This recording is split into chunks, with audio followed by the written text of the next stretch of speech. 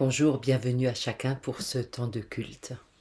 C'est le Seigneur qui nous appelle, c'est le Seigneur qui nous rassemble, c'est le Seigneur qui nous unit. Il est présent parmi nous. Père, nous te remercions pour ce jour et cette heure, mis à part dans notre vie. Voici un temps d'écoute, de partage et de joie. Un temps où par ton esprit, nous apprenons à vivre en communion avec ton Fils Jésus-Christ. Le texte qui est prévu pour ce jour nous vient de l'Évangile selon Matthieu au chapitre 22. Les pharisiens apprennent que Jésus a fermé la bouche aux Sadducéens. Alors les pharisiens se réunissent. L'un d'eux, un maître de la loi, veut tendre un piège à Jésus et lui demande « Maître, dans la loi, quel est le commandement le plus important ?» Jésus lui répond « Tu dois aimer le Seigneur ton Dieu de tout ton cœur, de tout ton être et de toute ton intelligence. C'est le plus important et le premier des commandements. Et voici le deuxième commandement, qui est aussi important que le premier. Tu dois aimer ton prochain comme toi-même. Toute la loi de Moïse et tout l'enseignement des prophètes dépendent de ces deux commandements. Jésus est sous le feu des questions, parce que depuis plusieurs semaines, Matthieu nous présente Jésus au temple à Jérusalem à répondre à différents groupes. Alors on a eu le groupe des pharisiens qui se sont alliés avec les grands prêtres. On a eu le groupe des Hérodiens, on a eu le groupe des Sadducéens et aujourd'hui on a de nouveau les pharisiens qui posent une question à Jésus. Et tout ça est parti de cette question qu'on trouve au chapitre 21. De quelle autorité est-ce que tu fais ces choses, demandent les pharisiens à Jésus. Qui t'a donné cette autorité? L'un après l'autre, nous dit l'évangéliste Matthieu, les adversaires de Jésus vont se taire. Ils sont rendus muets par les discours, par les paroles de Jésus.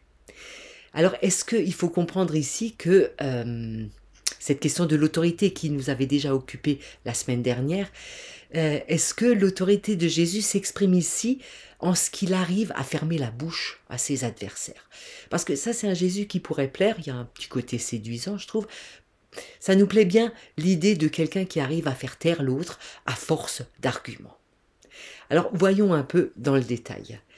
La question initiale pour le passage qui nous occupe aujourd'hui, c'est une question des pharisiens, d'un maître de la loi en l'occurrence, qui demande à Jésus quel est le grand commandement, sous-entendu le plus grand, le plus important, c'est lequel? Quelle est la loi? Quelle est la loi qui est loi pour les autres lois? Quelle est la loi qui détient le plus d'autorité parmi toutes celles que Moïse a transmises? Quelles règles vis-à-vis de Dieu est-ce qu'il faut absolument respecter, sans se poser de questions, sans hésitation? Alors, avant de répondre comme ça de but en blanc à cette question, on pourrait se demander quelles sont nos règles, alors dans nos domaines professionnels ou dans le domaine familial, quelle est la règle à laquelle je ne déroge pas dans mon domaine professionnel? Il y en a toujours une qui est plus importante que les autres. En famille, je crois qu'on a des règles aussi, une qui est fondamentale et qui surpasse toutes les autres. Pour répondre à cette question dans le domaine religieux, vis-à-vis de Dieu, quelle est la loi la plus importante? Jésus cite deux sources du Premier Testament. Il cite le Deutéronome et le Lévitique. Alors, la citation du Deutéronome, on la connaît assez bien parce que c'est le credo fondamental du Premier Testament. Ce credo commence de cette manière-là, vous le savez, « Écoute Israël, l'Éternel ton Dieu est un. Tu aimeras l'Éternel ton Dieu de tout ton cœur, de toute ta force et de toute ta pensée. » Ça, c'est la première citation. Et puis, il y a cette seconde citation qui, là, vient du livre du Lévitique, du chapitre 19, qui s'occupe notamment de la place qu'on donne à l'étranger. Et Jésus ne cite que ces quelques mots, « Tu aimeras ton prochain comme toi-même. » Alors, au passage, vous avez remarqué, vous savez, que c'est pas Jésus qui invente la loi de « tu aimeras ton prochain comme toi-même », elle est contenue déjà dans le Premier Testament. Jésus la reprend et lui donne une place inédite. Ensemble, ces deux paroles, ces deux lois, constituent l'essence même de la loi. Aimer Dieu, aimer son prochain. C'est-à-dire que au milieu des 613 lois qui sont contenues dans le Premier Testament, Jésus choisit ces deux-là. Il en reste quand même 611 sur le côté. Alors à partir de là, avec ces deux éléments, avec la réponse de Jésus, eh bien, je crois qu'on a deux manières de comprendre les choses. Soit on se dit que Jésus instaure une loi qui est double, certes, mais une loi, et qu'il nous commande d'aimer Dieu et notre prochain. Et là, on est assez embêté parce que pour nous, l'amour, c'est pas vraiment quelque chose qui se commande. Comment est-ce qu'on peut commander aux autres comment est-ce qu'on peut se commander à soi-même d'aimer les autres? Si on reprend notre exemple de vie familiale, comment est-ce que des parents peuvent exiger de leurs enfants qu'ils s'aiment l'un l'autre? Et tenter de dire, on va regarder ce que signifie réellement le verbe aimer en hébreu, langue du Premier Testament, ou en grec, langue de Matthieu, en fait, ça ne résout pas tellement notre affaire, parce que le grec, l'hébreu, contient les mêmes ambiguïtés que le français, c'est-à-dire que on aime autant son conjoint qu'on aime le poisson. Aimer son conjoint, c'est-à-dire faire son possible pour qu'il s'épanouisse, et aimer le poisson allant dévorer, il y a là quand même des contradictions que vous comprenez, qui sont malheureusement aussi induites dans le grec et dans l'hébreu. Soit on comprend que la position de Jésus est tout à fait originale. Face aux pharisiens, Jésus ne classe pas les lois dans un certain ordre de priorité. Il rappelle en fait que c'est la relation qui est première, qui est fondamentale, que ce soit la relation à Dieu ou à son prochain, parce qu'en définitive, il est question de la même chose. La loi prend son sens dans la relation. Elle n'existe qu'en faveur d'une relation. Par sa réponse, Jésus brise en réalité la manière de comprendre la loi et de l'appliquer, celle que les pharisiens ont depuis toujours. Alors vous comprenez que c'est tout le statut de la loi en réalité qui est questionné et qui est même déplacé. La loi n'est pas une succession de règles à connaître, à respecter pour vivre avec Dieu, mais la loi est un outil qui se situe dans un contexte qui est variable, qui se contredit inévitablement. Ce qui veut dire qu'on pourrait la brûler. En revanche, la relation telle que vécue au quotidien avec Dieu et avec les autres, en fait c'est ça la donnée invariable, fondamentale, essentielle. C'est pas l'inverse. C'est la relation qui est fondamentale, pas la loi. La loi, même celle de Dieu, même celle reçue par Moïse, qui est vraiment pas le dernier des prophètes, puisque on nous dit que Moïse est le seul prophète qui a vu Dieu face à face. Eh bien, même cette loi-là, elle n'a pas son sens en elle-même. Elle n'est jamais indépendante ou autosuffisante. Et surtout, elle ne crée pas la relation avec Dieu ni avec les prochains.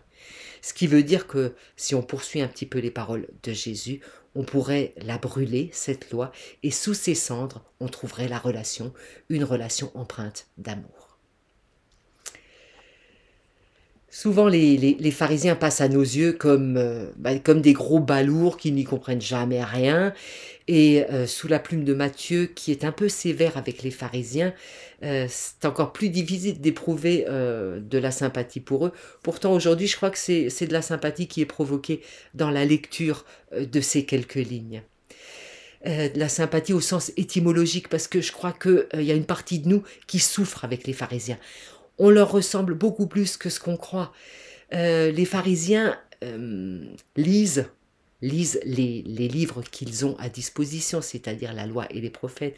Nous, on passe beaucoup de temps, nous autres protestants, à lire la Bible.